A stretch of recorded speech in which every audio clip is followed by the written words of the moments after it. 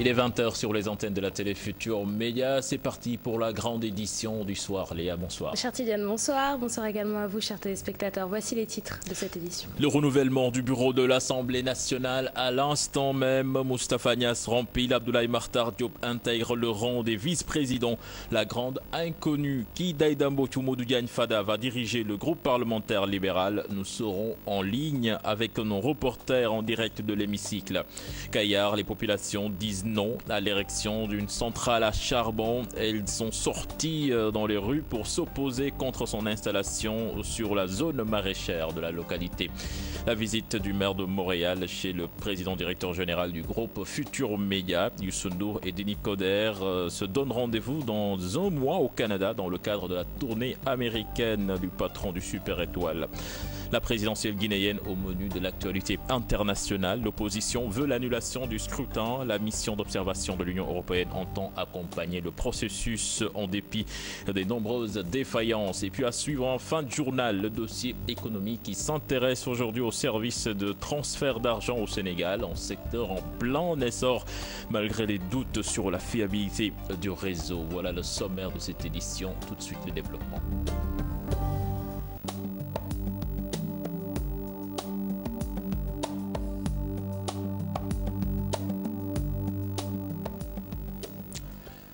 Mesdames, Messieurs, bonsoir. Direction l'Assemblée nationale pour y retrouver Adia Talla. Adia, bonsoir. Bonsoir, cher Tidiane Diaw. Alors, Adia, Moustapha Niasse qui remplit, Abdoulaye Makhtar Diop qui intègre le rang des vice-présidents. Alors, est-ce que le Parti démocratique sénégalais a choisi son président de groupe parlementaire? Jusque-là, pas encore. Le suspense est toujours maintenu. Ce qu'il faut constater, cher Tidiane Diaw, c'est qu'il y a eu des développements.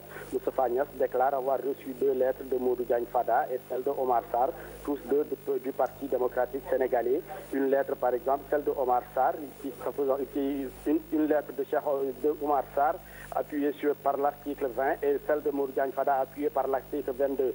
Et là, il dit que le président de l'Assemblée déclare qu'ils vont essayer d'étudier les 2 lettres à partir de demain, du moment que le bureau de l'Assemblée nationale vient juste d'être installé et qu'ils n'ont pas le temps. Donc c'est à partir de demain à 9 h qu'ils vont essayer d'étudier les 2 lettres. Et il y a Maître El Hadj Diouf aussi qui a convoqué l'article 11 qui dit qu'aucun débat ne peut avoir lieu avant l'installation du bureau. Donc avant cela, ils ont procédé à l'installation aussi des questeurs. Le premier questeur est Daouda Dia de l'Assemblée nationale et l'autre questeur est Awagnan. Avant cela, il a été aussi procédé au choix des secrétaires élus, parmi eux Imam Baïdian. Cette élection est précédée aussi par celle de 8 vice-présidents. Abdoulaye Makhtar Diop et Ndeye Lissi Cissé font leur entrée pour la première fois. Ils ont été remplacés ils ont remplacé Aimé Assine et Yaya Awadjagne. La session est ouverte par l'élection du président Moustapha Niasse avec 126 voix. Après le sacre, il a rejoint le fauteuil réservé au président de l'hémicycle, occupé au moment donné du vote par le député le plus âgé, en l'occurrence Doudou Issa Niasse. Il a été assisté par 2 plus jeunes députés de l'Assemblée nationale. Il faut constater aussi jusque-là, tout s'est passé très bien, sans surprise, en attendant donc de ce qui va se passer demain aussi. À partir de 9 h, le bureau de l'Assemblée nationale va étudier les 2 lettres, celle de Modou Diagne Fada et celle de Omar Sarr.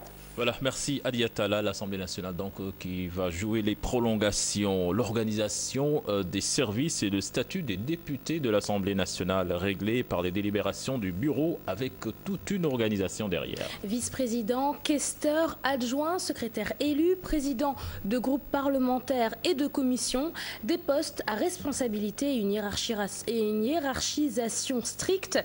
Ibou Diouf et Mohamed Dia nous en disent plus sur cette organisation au sein de l'Assemblée nationale. Reportage. Ils sont tous représentants du peuple, mais à l'Assemblée nationale, leur mission est régie par une certaine hiérarchisation. Il y a le président, la conférence des présidents, le président et ses vice-présidents. Il y a les secrétaires élus. Il y a aussi les présidents de commission. Et il y a les présidents de groupes parlementaires. Ils assistent tous le président de l'Assemblée nationale à l'image du président du groupe parlementaire qui a un rôle bien défini. Il est le plus vu, le mieux vu de son groupe. Le fait, parce qu'en politique, il faut que la personne soit vue. Quand on est le mieux vu, le plus vu C'est vrai que par rapport à ça, on est avantagé. La mission du président du groupe parlementaire est assez complexe, ce qui nécessite un certain traitement. Salarial d'abord. Un député simple et un membre de bureau n'ont pas le même montant à la fin du mois. C'est par rapport au confort parce qu'ils ont leur bureau, leur secrétaire. Ils ont aussi du carburant, un nombre de litres de carburant.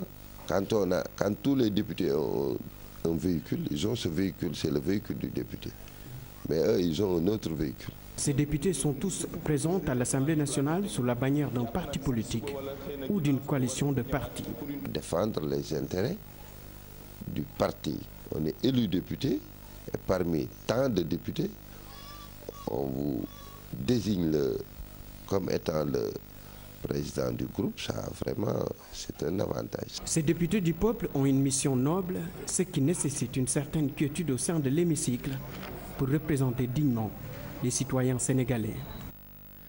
Nous restons avec le renouvellement des instances à l'Assemblée nationale. Nombreux sont les citoyens qui déclarent ne pas se sentir impliqués. Oui, pour eux, la politique n'améliore nullement leur quotidien. D'ailleurs, ces citoyens interrogés ne veulent même pas se prononcer sur les querelles intestines. Aïssatou Païfal, Thierno Laurent Mendy. Les Sénégalais sont-ils lassés de la politique ? Même l'affaire Aïda Mbodj Modou Diagne Fada ne suscite pas de débat. La population réclame de la part des élus plus d'engagement citoyen. Les Sénégalais sont très fatigués.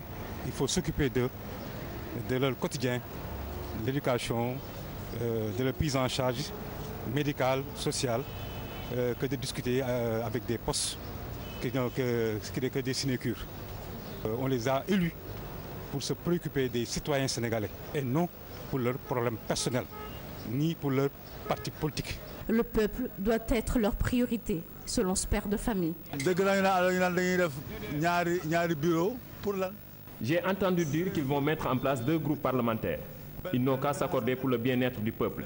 Ils passent leur temps à parler, c'est ainsi qu'ils font de la politique depuis bien longtemps. Cela s'est passé sous Wade, Diouf, et c'est pareil avec Macky. Mais député,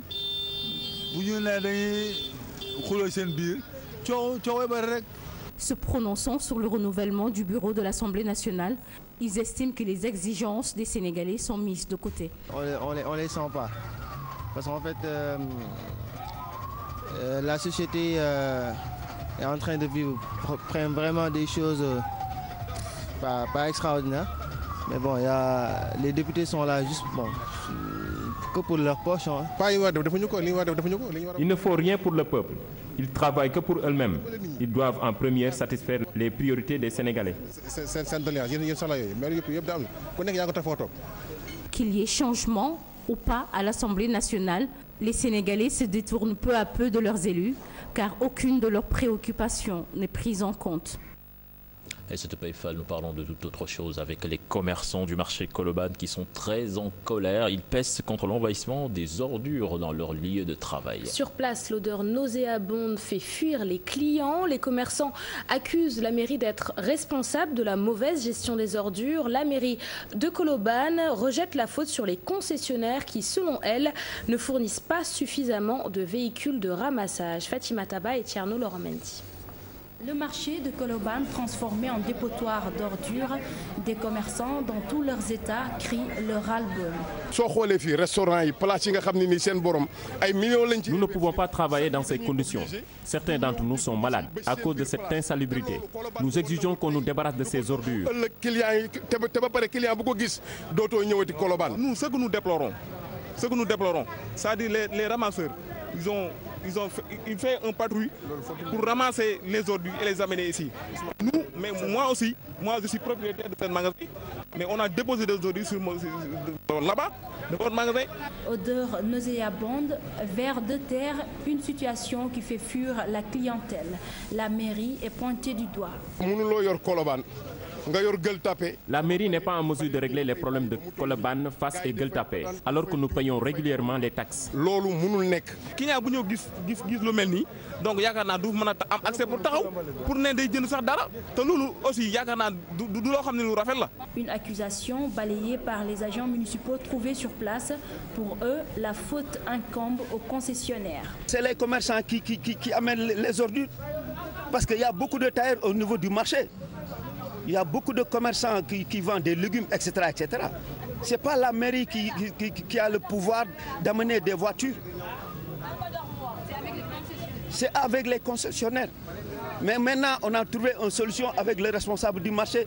Les véhicules de ramassage d'ordures se font rares dans la capitale sénégalaise. Les concessionnaires réclament 1,3 milliard à l'État du Sénégal. Avec des ordures qui envahissent les artères, les populations ne savent plus où donner de la tête. Et il n'y a pas qu'à Colobane que la gestion des ordures pose problème, c'est également le cas à Ouakam. D'ailleurs, le maire s'exprime sur le sujet. Pour Samba Bathily Diallo, l'État doit accorder aux collectivités locales l'entière responsabilité dans la gestion des ordures. Il pense que les 12 milliards de francs CFA alloués à chaque année sont largement suffisants pour permettre aux mairies de s'occuper de cette question. Je propose de l'écouter, il est interrogé par Yigoun Diouf. Ce n'est pas normal qu'on nous crée une entente Kadakar. Ce qui devrait être, c'est qu'on responsabilise les collectivités locales, en tout cas à Ouakam, qu'on dise que monsieur le maire de Ouakam, chargez-vous de la collecte de ces ordures. Et c'est ce qui est normal. Pourquoi c'est le cas dans les collectivités locales de l'intérieur et ce n'est pas le cas au niveau de Ouakam, qu'on nous laisse avec nos ordures, la gestion de nos ordures et que ces 12 milliards soient partagés selon des critères aux collectivités locales. Les ordures ménagères constituent de l'or aujourd'hui. Constituent de l'or parce qu'une manne financière de 12 milliards. Si j'étais aujourd'hui le responsable de la collecte des ordures au niveau de ma collectivité locale, il n'y aura plus d'ordures avec du sable parce que ça rend le poids beaucoup plus lourd, ni avec des pierres, ni laisser les ordures quelque temps avec l'humidité, etc., pour que cela devienne plus lourd. Il y a beaucoup, ils sont payés au tonnage. Donc il y a beaucoup d'astuces. Direction Kayar à présent, les populations protestent contre l'érection d'une centrale à charbon dans leur localité. Elles sont descendues dans la rue pour manifester. Pour ces habitants de Kayar, pas question qu'on touche à leurs terres. Reportage de nos correspondants dans la région de Thiès, Charanta Diop et Saïlatir. Ici à Kayar, il est hors de question de laisser des gens implanter une centrale à charbon. Cet outil engendre des maladies. Ce sont les déclarations faites par les populations de Kayar au cours de leur assemblée générale tenue au quai de pêche. Les centrales à charbon sont source de pollution. Et quand on parle de pollution, on parle de menaces pour la biodiversité. Les habitants du village étaient sortis en masse pour dire non à la construction d'une centrale à charbon. Les jeunes, les femmes et les personnes du troisième âge trouvent scandaleux et inacceptable le fait de travailler sur le projet sans concertation et sans implication des populations. Ils pointent un doigt accusateur sur le maire de Kayar. Nous avons saisi le premier magistrat de la ville, à savoir le maire, pour qu'il nous apporte des éclaircissements par rapport à cet état de fait. Ensuite, nous avons saisi le sous-préfet, le préfet et le gouverneur pour leur informer de la situation qui prévaut actuellement à Kayar. Cette centrale à charbon, selon les populations, sera construite sur la zone maraîchère. Pour elle, l'agriculture ne va plus nourrir son homme. Comme vous le savez, le projet doit s'établir sur une superficie de 300 hectares. Et donc, cette zone-là ne fait même pas 300 hectares. Alors, de ce point de vue, on va rayer complètement l'agriculture de Kayar. Les populations de Kayar invitent les autorités à une discussion avant qu'aucune décision ne soit prise. Travaux à l'université Alioune Diop de Bombay, le ministre de l'enseignement supérieur n'est pas satisfait. Surtout du retard dans la livraison de certains chantiers. Marita Ounian y était en tournée ce week-end et en a profité pour demander aux entreprises concernées de livrer les travaux dans un délai raisonnable. Mohamed Diop Talassamba. À l'issue de la tournée qu'il a effectuée à l'université Alioune Diop de Bambey, le ministre de l'Enseignement supérieur et de la Recherche s'est montré peu rassuré par ce qu'il a constaté sur le terrain. Les travaux du mur de clôture, le château d'eau sont achevés, mais c'est au niveau du bloc pédagogique, des laboratoires et de la bibliothèque que les choses traînent encore. Nous avons des inquiétudes, à la fois pour la cité des enseignants. Nous sommes rassurés, monsieur le représentant de l'Agence de construction bâtiments et édifices publics. Par contre, pour le PGF-Sud, je ne suis pas encore totalement rassuré. Vous m'avez dit que la question, le contentieux qu'il y avait entre CSE et IDOM a été réglé. Nous allons prendre acte et voir l'évolution du chantier dans les semaines à venir. Nos inquiétudes pour la bibliothèque demeurent. Ce que nous avons vu ici ne nous rassure pas. Les bâtiments doivent être livrés à temps. Le ministre demande aux entreprises de respecter les délais. Ce que tout le monde a dit ici, c'est que les chantiers sont prévus pour 18 mois et ils doivent être livrés à échéance. Vous savez, le ministère gère plusieurs chantiers en même temps. Nous avons les chantiers que gère sous forme de maîtrise d'œuvre déléguée l'Agence de construction bâtiments et édifices publics. C'est-à-dire qu'ils travaillent pour nous. C'est nous qui leur donnons l'argent et ils travaillent pour nous.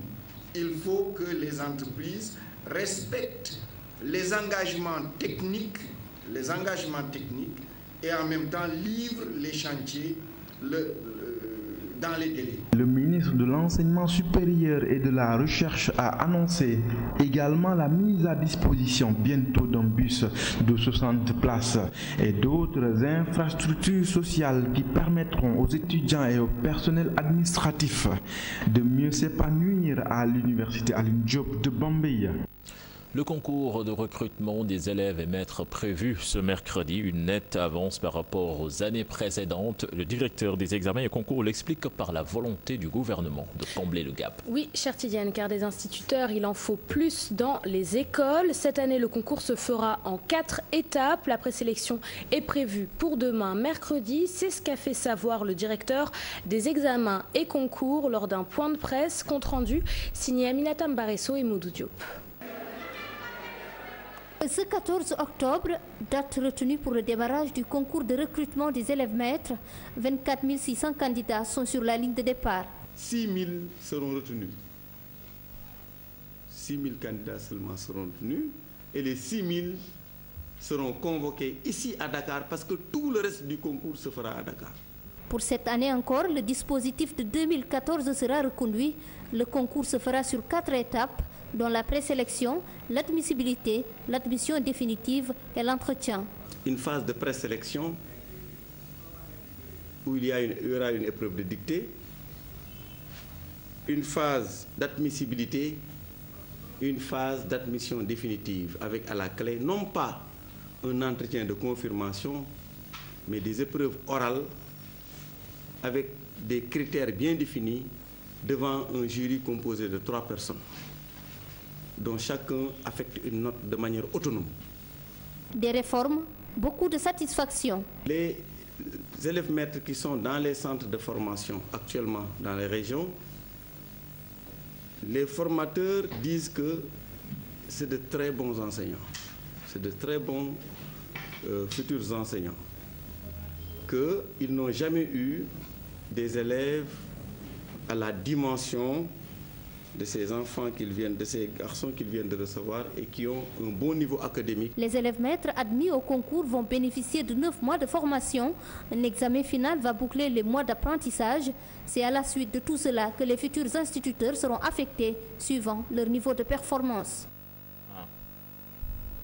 Et puis parlons de cette saisie record de près de 50 000 œufs de poule estimés à 5 millions de francs CFA et frauduleusement introduits à Ziguinchor. C'est une première pour le service régional de l'élevage. Les 4 personnes impliquées dans cette affaire et elles n'ont en plus aucun papier légal. Elles ont fauté sur les emballages. Direction Ziguinchor avec notre correspondant Boubacar Diassi. C'est une saisie record qui est faite par le service régional de l'élevage. Près de 50 000 œufs ayant quitté Dakar pour Ziguinchor sans aucun permis délivré par les services compétents de l'État. Les œufs en provenance de Dakar, ils venaient jusqu'à Ziguinchor sans aucune pièce sanitaire. Aucune pièce, rien, aucune analyse microbiologique. Malheureusement, la région de Ziguinchor est approvisionnée depuis des années par des œufs de consommation en provenance de Dakar sans aucun contrôle sanitaire, ce qui est un risque. Le sort réservé à ces milliers d'œufs est prévu par la loi. Il y a deux possibilités. Nous pouvons les donner à des œufs qualitatifs. À défaut, nous pouvons les restituer à ces commerçants. Si toutefois ils se conforment à toutes les normes que le service du commerce va éviter, mais également au niveau de l'élevage. Dans ces conditions, on peut justement donner quand même des produits. Mais si toutefois ils ne se conforment pas, nous procédons à la restitution aussi, c'est possible, ou à la donation. 4 personnes sont impliquées dans ce trafic d'œufs, un trafic qui, selon le Dr Bassène, s'appuie aussi sur de fausses inscriptions sur les emballages. Et dans les emballages, il y a même une fraude au niveau de les emballages, parce que dans les emballages, il est indiqué œufs pour la couverture. Oui, il y a une fraude. Et ça, le commerce est en train de régler également cette partie-là. Donc, c'est des œufs pour la couvaison ne sont pas destinés à la consommation humaine. Elles sont consommées à donner des poussins dans les couloirs. Récemment, le service régional de l'élevage de Ziguinchor a saisi plusieurs kilogrammes de viande de brousse des mains de revendeurs clandestins. Visite du maire de Montréal au Sénégal. Youssou N'Dour a rencontré Denis Coderre, une rencontre dont se réjouit le ministre conseiller. C'était à l'issue d'une visite de 72 heures. Les deux personnalités se donnent rendez-vous dans un mois à Montréal dans le cadre de la tournée américaine de Youssou N'Dour. Le voici au micro de Mamadou Ndiaye. L'amitié vous m'avez fait en appelant, essayant de faire cette rencontre. Vraiment, c'est juste, mais ça c'est le symbole du Sénégal. Voilà. L'Afrique qui gagne. C'est bien. Monsieur le maire, merci beaucoup. Bon, je voudrais vraiment vous remercier déjà de la sympathie et de cette grande écoute que vous avez du monde. Parce que avec votre visite officielle ici, vous avez pensé à tout ce qui bouge vraiment dans Dakar pour essayer de les rencontrer, surtout culturellement. Malheureusement, on n'a pas eu beaucoup de temps, mais ça me fait énormément plaisir de vous rencontrer ici et de vous dire mon amitié et vous remercier et vous donner rendez-vous, se donner rendez-vous dans un mois exactement à Montréal, parce qu'effectivement, dans le cadre de la tournée américaine, je passe à Montréal, ce qui me fait énormément plaisir, parce que votre ville est ma ville préférée en Amérique du Nord. Voilà, en tout cas, bon voyage, bon retour et merci pour cette générosité, cette écoute, ces échanges que vous avez eus avec la ville de Dakar, avec notamment les autorités. Et merci beaucoup. L'artiste vous salue. Et puis, chère Tidiane, parlons d'une institution peu connue du grand public, le Parlement panafricain qui se trouve en Afrique du Sud. Son rôle est de s'attaquer aux problèmes de l'Afrique. Pour cette session, la jeunesse a été au cœur des débats avec le problème de l'immigration clandestine. Le point avec nos envoyés spéciaux à Diobour, Fatou Bintou Conté et Mor Harma. À l'image du Parlement européen, le continent africain s'est doté d'un Parlement panafricain qui regroupe 54 États africains. Cet organe législatif de l'Union africaine a pour rôle de renforcer la démocratie dans les États africains, mais aussi œuvre pour la stabilité et la paix dans les pays en zone de conflit. Le Parlement africain, comme la European Parliament, nous réglons la démocratie. Le Parlement africain règle toutes ces questions liées à la démocratie, à l'économie, entre autres. Nous avons un jeune Parlement, puisque jadis, c'était l'Union africaine qui s'occupait de tout cela. Il s'agit des questions d'ordre économique, social. Pendant chaque session parlementaire, chaque pays membre envoie 5 députés qui débattent sur des questions d'actualité. Et il n'est pas exclu de proposer des résolutions. C'est africain. So su ñëwee ñu discours ñu mun a def ay résolution def ay déclaration yoo xam ne dañ koy appliquer pour africains yépp. Pour cette première session ordinaire de l'année 2015 de la 4e législature, la question de l'immigration clandestine a été au cœur des débats. Nekk nii li gën a nekk si suñ La jeunesse africaine nous préoccupe beaucoup. Actuellement, plusieurs jeunes traversent la Méditerranée pour l'Eldorado. C'est vrai que nous avons des jeunes qui ont fait des études très poussées, mais ils peinent toujours à trouver du travail. Et nous devons trouver une solution à ce fléau. Et nous sommes à la quête de solutions à ce mal qui se propage. Après 11 ans d'existence, il faut noter que ce Parlement souffre d'un manque de visibilité et de poids politique.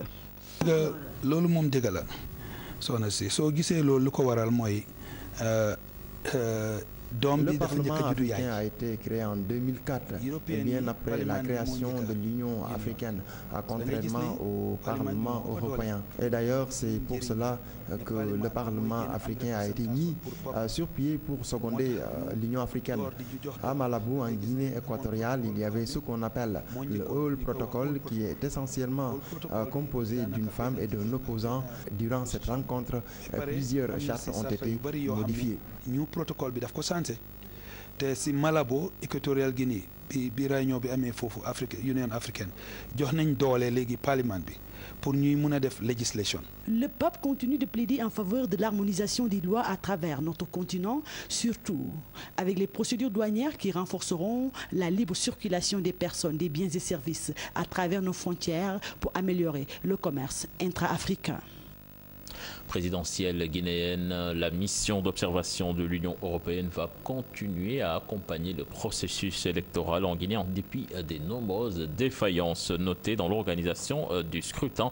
Là-dessus, je vous propose d'écouter monsieur Franck Engel. Il est interrogé par nos envoyés spéciaux à Conakry, Barkaba et Hamza Diallo. La mission d'observation électorale de l'Union européenne poursuivra son observation du processus électoral en Guinée, notamment de la phase de compilation des procès-verbaux de bureaux de vote au sein des commissions administratives de centralisation de vote, la totalisation des résultats au niveau de la CENI, ainsi que d'éventuels recours déposés auprès de la Cour constitutionnelle. Bien évidemment, cela serait répété en cas de deuxième tour.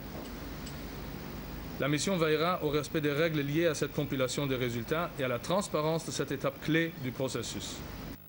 Ce soir, l'actualité internationale est dominée par les événements en Égypte, en Tunisie et en Guinée-Bissau. Mais tout d'abord, direction le Burkina Faso où les rapports d'autopsie et de balistique du corps de Thomas Sankara ont été révélés. L'actualité hors de chez nous est racontée par Daniel Diouf. Le rapport d'autopsie du corps de Thomas Sankara et le rapport balistique ont été présentés aux familles. Celui sur le test d'ADN n'est pas encore disponible. La présentation des deux rapports s'est faite en présence des différentes familles et des personnes inculpées dans cette affaire. Les examens balistiques et d'autopsie renseignent déjà les familles sur les circonstances de la mort de Thomas Sankara et de ses 12 compagnons.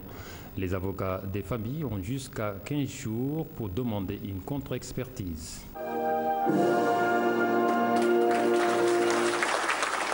Un nouveau gouvernement a été formé en Guinée-Bissau après 2 mois de blocage politique depuis la destitution du Premier ministre Domingo Simões Pereira, selon un décret présidentiel rendu public dans la nuit de lundi à mardi.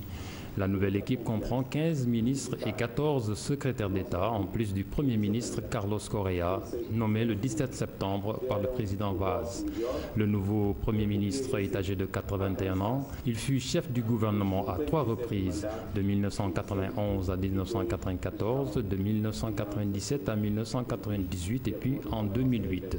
Les nouveaux ministres sont pour la plupart issus de l'équipe dissoute en août dernier. Ils sont membres du parti majoritaire au Parlement, le Parti africain pour l'indépendance de la Guinée-Bissau et du Cap-Vert, le PAIGC. La société civile ainsi que 2 formations de l'opposition sont également représentées dans le nouveau gouvernement.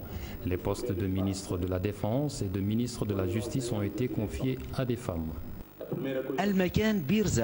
Des combats entre des soldats tunisiens et des djihadistes ont coûté la vie à 2 militaires lundi dans un massif montagneux du centre-ouest de la Tunisie. Cette unité de l'armée tunisienne a été prise pour cible alors qu'elle effectuait une opération de recherche à la suite de l'enlèvement d'un berger près du mont Samama dimanche dans la province de Kasserine. Ce massif est considéré comme la principale base arrière du maquis djihadiste. Il est situé près de la frontière algérienne. Enfin, un tribunal égyptien a ordonné lundi la remise en liberté des 2 fils de l'ex-président Hosni Moubarak, condamnés en mai à 3 ans de prison dans une affaire de corruption. Allah et Gamal Moubarak avaient présenté à la justice une demande de remise en liberté au motif que le temps passé derrière les barreaux en détention provisoire depuis la révolte de 2011 couvrait leur peine de 3 ans, selon leur avocat. Ces derniers mois, plusieurs responsables du régime de Hosni Moubarak accusés dans des affaires de corruption ont été acquittés. Comme leur père, Allah et Gamal Moubarak ont été condamnés en mai à 3 ans de prison pour avoir détourné plus de 10 millions d'euros de fonds publics alloués à l'entretien des palais présidentiels. Et puis retenez que les élections présidentielles et législatives devraient se tenir le 29 novembre prochain au Burkina Faso. La date a été retenue à l'unanimité cet après-midi par le président de la transition et les partis signataires de la charte de la transition, Léa. Merci Chartidiane. Le dossier du jour à présent avec plus de 120 000 bureaux à travers le pays et plus de 100 000 transactions par jour. Au Sénégal, les sociétés de transfert d'argent sont en plein essor. Cet essor ne cache pas les problèmes qui gangrènent le milieu, ponctions illégales, fraude, détournement. Le regroupement des prestataires doute de la fiabilité du réseau. Un dossier signé d'Issa Prera et Maria. Ils sont beaucoup, les Sénégalais, comme Mamadou Wagne, à utiliser les services de transfert d'argent. Rapidité, proximité, fiabilité, c'est autour de ce triptyque que le transfert d'argent a battu son essor au Sénégal. Ces 3 éléments sont la base du boom dans ce secteur. Je dépose de l'argent dans mon compte, je paie mes factures de téléphone, mes factures d'eau, mes factures d'électricité même. C'est un service pratique. Cela m'évite aussi de perdre beaucoup de temps dans les agences, alors que le temps coûte cher.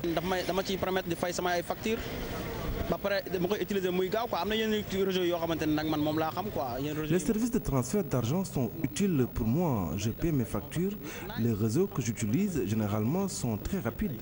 En plus, cela me permet de faire d'autres achats sans bouger. Et il y a la sécurité.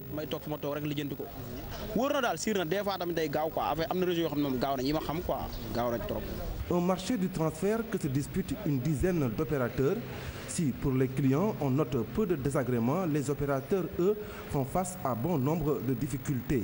C'est vraiment des cas de fraude. Il y a des cas, de petits cas qui se sont signalés par-ci, par-là, où on ponctionne 400 000, 12 millions, 3 millions par-ci, par-là, dans le réseau. Autre préoccupation des prestataires de services de transfert d'argent, la sécurité du réseau.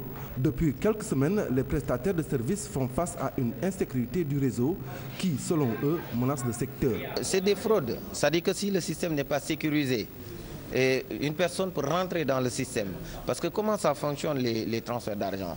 C'est un logiciel que détient un opérateur, un logiciel uniquement. Il vient vous installer le logiciel. Il vous demande de mettre de l'argent comme plafond pour pouvoir faire votre transfert d'argent. Vous mettez de l'argent. Si vous envoyez, ça diminue. C'est ce plafond-là qu'ils sont en train de ponctionner. Ça veut dire qui? Ça peut être en interne, comme ça peut être des gens véreux qui sont dans le réseau et dans l'informatique et qui rentrent dans les comptes des gens pour prélever de l'argent, les faire virer dans des pays comme par exemple la Côte d'Ivoire, parce que les cas avérés sont retirés au niveau de la Côte d'Ivoire. Plus de 100 000 transactions opérées auprès des 120 000 points à travers le pays tous les jours. Chaque année, on note des dizaines de milliards de flux financiers. L'urgence aujourd'hui, c'est la réglementation de ce secteur porteur. C'est la fin de ce journal, Léa, merci. Merci à toi, Chartidiane.